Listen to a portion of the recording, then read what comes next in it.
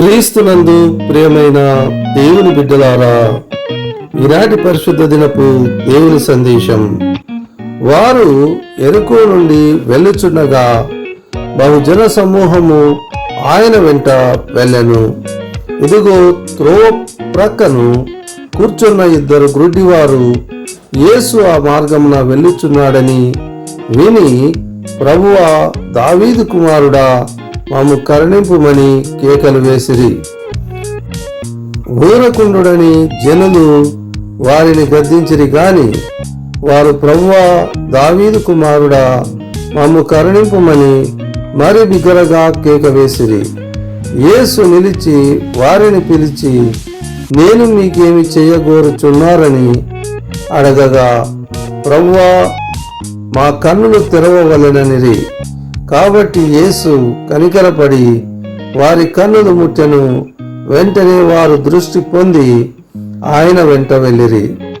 మత్తయి సువార్త 20వ అధ్యాయము 29 నుంచి 34 వచనములు.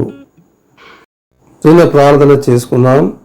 కనికరం గల మా తండ్రి, ఈ యొక్క పరిశుద్ధ దినమందు చదవబడినటువంటి వాక్య భాగంలోని ఆంతర్యాన్ని గ్రహించుటకు మాకు శక్తి చాలదు ప్రభువా. మీరే మాకు ఆత్మీయ నేత్రములను తెరిపి తండ్రి, మీరు తెలియనిర్దేశించిన సంగతులను మా అంతరంగమందు కార్యసాధకమగు లాగున మా ఆత్మీయ నేత్రములను తెరవలనని మా ప్రభువైన యేసుక్రీస్తు వారి దివ్యనామముననే ప్రార్థించి వేడుకొనుచున్నాము తండ్రి. ఆమెన్. ప్రియమైన దేవుని బిడ్డలారా, ఈ వాక్యమునందు ప్రభువైన యేసుక్రీస్తు వారు త్రోవను వెళ్ళుచుండగా ఆయనను అనేకులు వెంబడించుచుండిరి.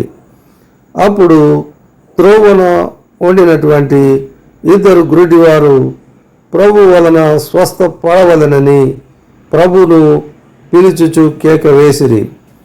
అప్పుడు మరి జనులు వారిని బిగ్గరగా అరవవద్దని వారిని వారించి ఉండిరి.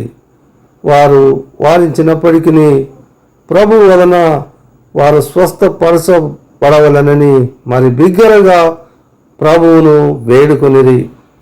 అప్పుడు వారి యొక్క స్వరమును విని ప్రభువు వారి వద్దకు వచ్చి, నేను మీకేమి చేయగోరుచున్నానని వారిని అడగగా కన్నులు తెరవమనిరి. కాబట్టి ప్రభు వారి యందు కనికరపడి వారిని స్వస్థపరిచినట్లుగా మనము చూస్తూ ఉన్నాం. వారు స్వస్థత పొంది ప్రభువును వెంబడించిరి అని వాక్యమందు మనము వినుచున్న సంగతి ఏమనగా, మరి ప్రభువు వారి కన్నులు ముట్టి తెరిచి ఉండగా వారు ప్రభువును మరి ఎక్కువగా ప్రేమించి ప్రభువును విశ్వసించి ఆయనను వెంబడింప ఆశించి ఉన్నారు. కాబట్టి ప్రియమైన దేవుని బిడ్డలారా, దేవుడు మన జీవితంలో చేసిన గొప్ప కార్యములకు మనము ఎంత మాత్రము కృతజ్ఞులమై ఉన్నామని ఈ వాక్యము ద్వారా మనము తెలుసుకొనుచున్నాము.